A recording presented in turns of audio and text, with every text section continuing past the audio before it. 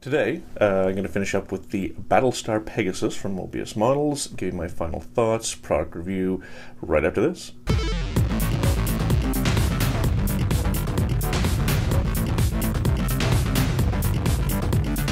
As you can see, I finished up the Pegasus. There's a number of steps I didn't show because it's all redundant. For example, there's a lot of fiber optic work. That would cover the engines. There's no need to show that again.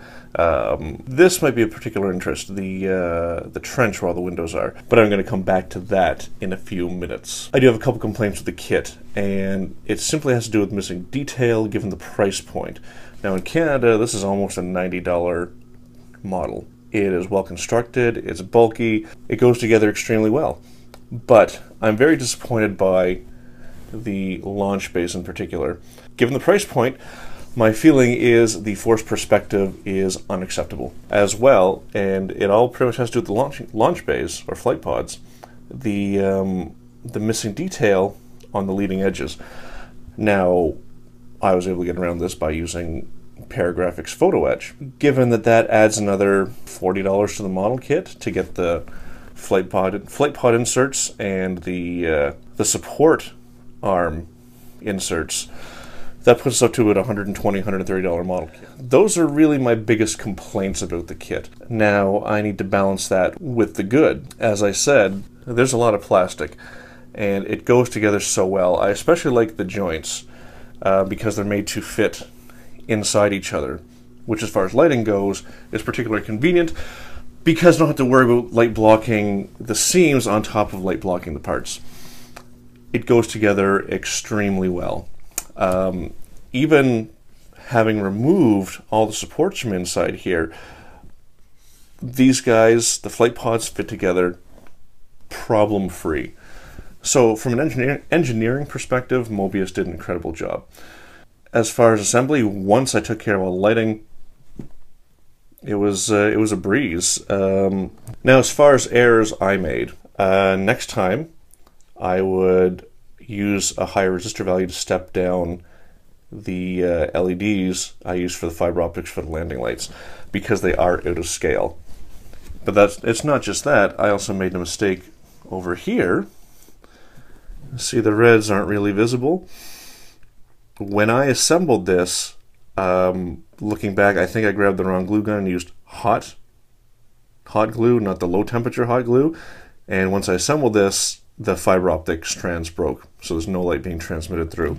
All things considered, it only seems to be bad at the front.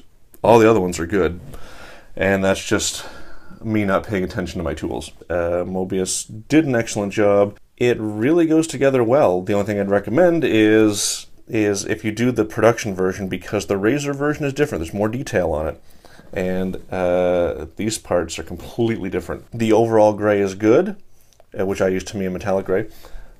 Definitely weather the seams where all the armor panels are. So these grid lines, if you want to call them, that really helps bring out the detail. I actually could have went darker than I did, but I was kind of playing it safe given the overlighting issue here. So once again, I think I definitely go much darker on those. I also use the same wash to bring out the detail in these recessed areas, so they look a little bit darker, but they're actually not a different color. Same as the hull color, just with the black wash inside.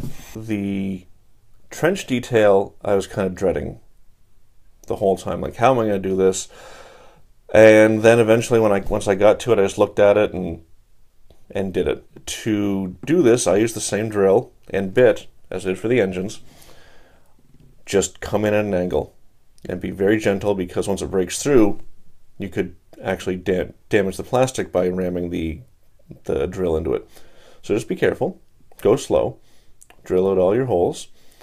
I used the drill to take out the spaces between the holes, and then I used a nice flat file, and then just open it up just a little bit, but you need to leave some plastic upper, at the top and the bottom, so that this Paragraphics photo-etch piece has a place to adhere to. Speaking of, the fit of this piece that goes in here is perfect. There's no issues, just hog it out, get your glue. I use crazy glue, and it's a perfect fit. I did add some filler perfect plastic putty, and then cleaned up the excess with a Q-tip because that's what's so great about it. No mess, no toxicity. Just take care of that, just to make the bevel between the new piece and the primary hull area less obvious. As for the other points of light, in some areas I used fiber optics, and other areas I just drilled holes to let the ambient light come through. There's a few areas that didn't work, unfortunately, and that was because I wasn't aggressive enough with my lighting. Anyway, I used as many reference photos from the show and screen grabs as I could find to determine roughly where the various points of light were, and that's how I determined where to put LEDs on the primary upper hull in the engine area. I didn't really do anything on the bottom except under the gator head. So it's not exactly perfect placement because it varies from picture to picture, but I tried to get a feel for how the ship looked. The areas that didn't work out were under here, where the launch tubes are, and under here. I did drill some holes, but as I said, I didn't add enough extra lighting to really make it glow like the other ambient light holes. So, lesson learned. All in all, it was a fun build. I very much enjoyed it. I'm very happy with the results overall.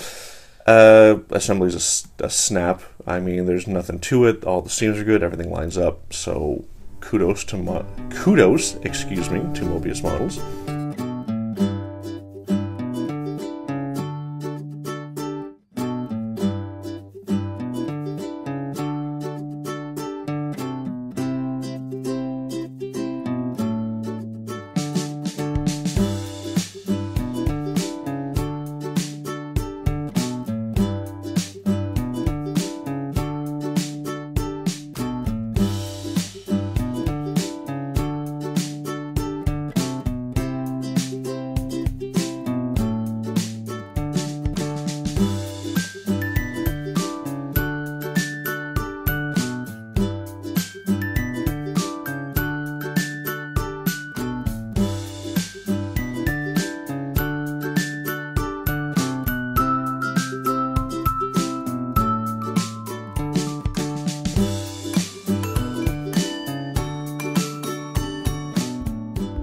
I do hope you enjoyed watching the build-up of the Battlestar Pegasus as much as I enjoyed building it. I don't have a question today, but I do hope you'll come back and join me next episode, because I'm going to start building the Dark Knight trilogy tumbler. And this is going to be back-to-back, so we're also going to do the Bat Pod, and we'll add some little tiny Batman to go with it. If you enjoyed this video, please hit the share button and hit the like button as well. And don't forget to subscribe to my channel, because every Tuesday I share new pop culture and sci-fi model making videos, just like this one. I do want to say thank you for taking time of your day to watch my videos, maybe learn a thing or two, maybe just watch them because you like watching model making videos. So until next time, thank you very much, and remember, every day you build a model is a good day. Take care.